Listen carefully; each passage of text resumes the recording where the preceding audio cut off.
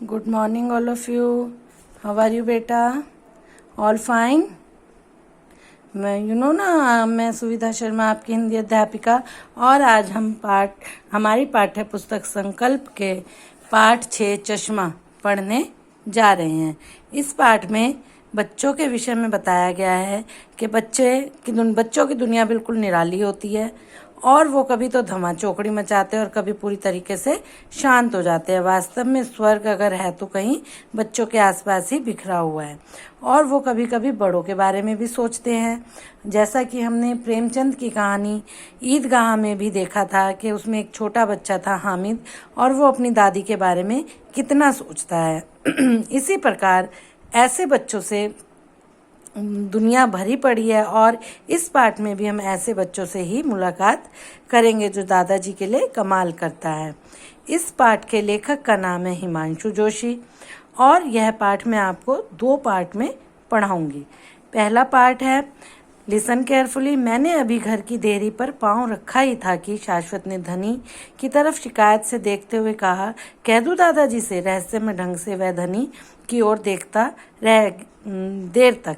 इसमें जो दादाजी हैं वो हमारे लेखक हैं हिमांशु शर्मा, और धनी और शाश्वत उनके 2 पोते हैं। उनके ही बारे में बताया गया है। तो लेखक कहता है कि जैसे मैंने अभी घर में कदम रखा ही था कि शाश्वत ने धनी की तरफ शिकायत से देखते हुए कहा, कह दूं दादाजी से? रहस्यमय ढंग से वह धनी की ओर देखता रह गया काफी देर तक। धनी अचकचाया, वह थोड़ा सकपका गया, हैरान हो गया और अप्रत्याशित आक्रमण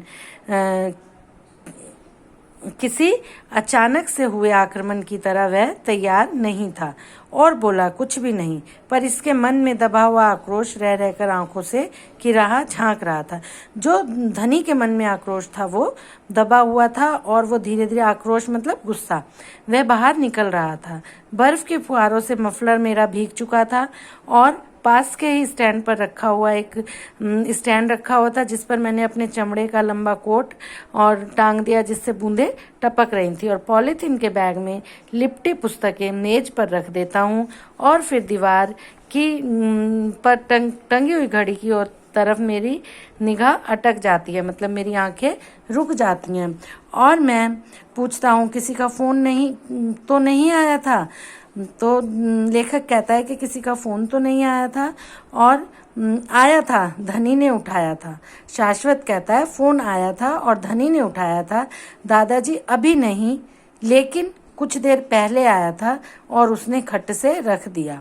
शाश्वत के स्वर में उसके लिए शिकायत का भाव था, वो शिकायत कर रहा था।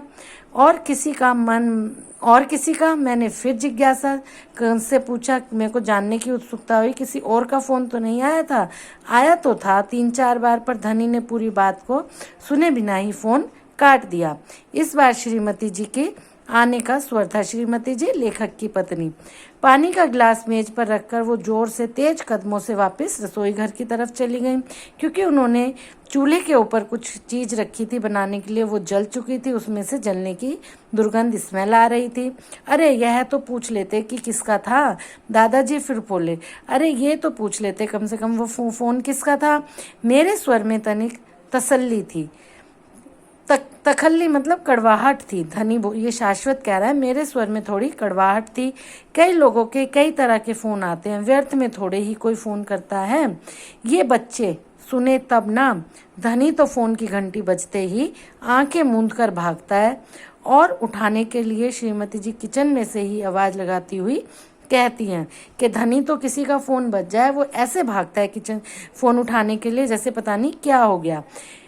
मैं कुर्सी पर धम से बैठ जाता हूँ, आराम से बैठ जाता हूँ, तौलिए से हाथ पैर पोंछता हुआ कहता हूँ, कल विकल्प कह रहा था कि मैंने कई बार फोन किया। विकल्प उनका कोई मित्र है, लेकिन बात नहीं हो पाई। निहाल भाई घर आने का कार्यक्रम बना रहे थे पर संपर्क ही नहीं हो पाया, कोई बातचीत ही नहीं हो पाई।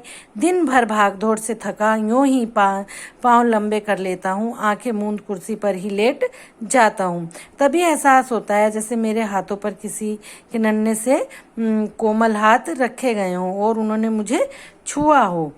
कौन? शाशा। शाशा को वो छोटे नाम से पुकारते हैं, निकनेम से, जिसे शाशा कहते हैं। मैं चौंक कर कहता हूँ। शाश्वत अभी भी चुप था। कुछ क्षण वहां पर शांति रही, सन्नाटा रहा। उसके बाद तभी शाश्वत ने मौन भंग करते हुए कहा, मतलब वहां की चुप्पी को तोड़ते हुए कहा, दादाजी ये धनी बहुत शैतानी करता है। आपकी लिखने वाली मेज पर शॉल ओढ़कर बैठ जाता है और आप ही की तरह बैठता है, आपकी तरह पेन पकड़कर, आपकी तरह कुछ लिखने सा लगता है, और कुछ कहूँ तो उससे पहले ही गुस्से से कहता है कि यह अब मैं हिमांशु जोशी हो गया हूँ, दादाजी हूँ, शोरगुल कतई नहीं। जैसे दादाजी कहते हैं ऐसे ही वो कहने लगता है। और पर इस पर दादी और मम्मी हंसती हैं, दोनों हंसती हैं वो।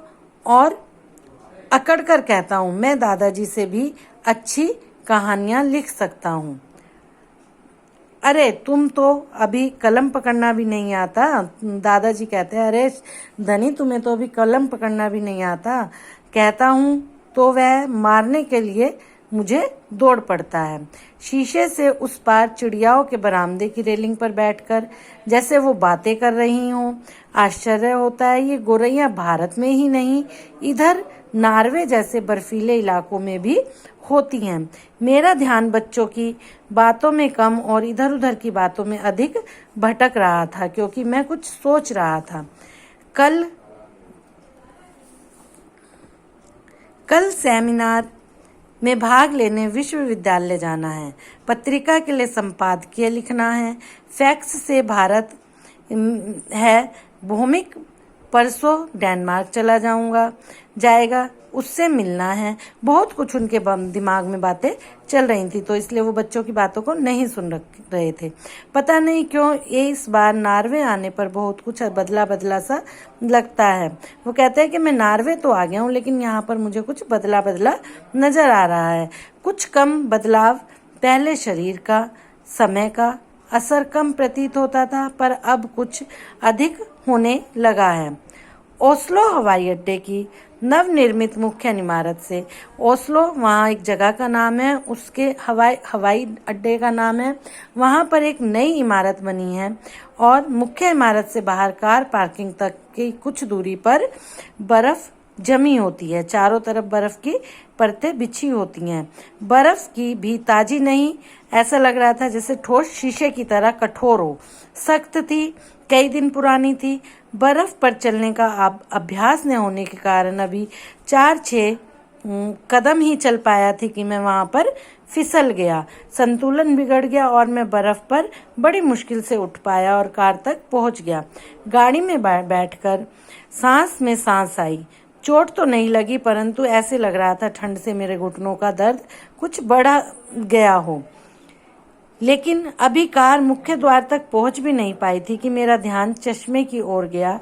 उसके बाईं ओर का शीशा नदारद था, मतलब जो एक शीशा था वो गायब हो चुका था और वह वहीं कहीं, यह भी पक्की बात है कि वह वहीं कहीं गिर गया था जहां उनका पैर फिसल गया था।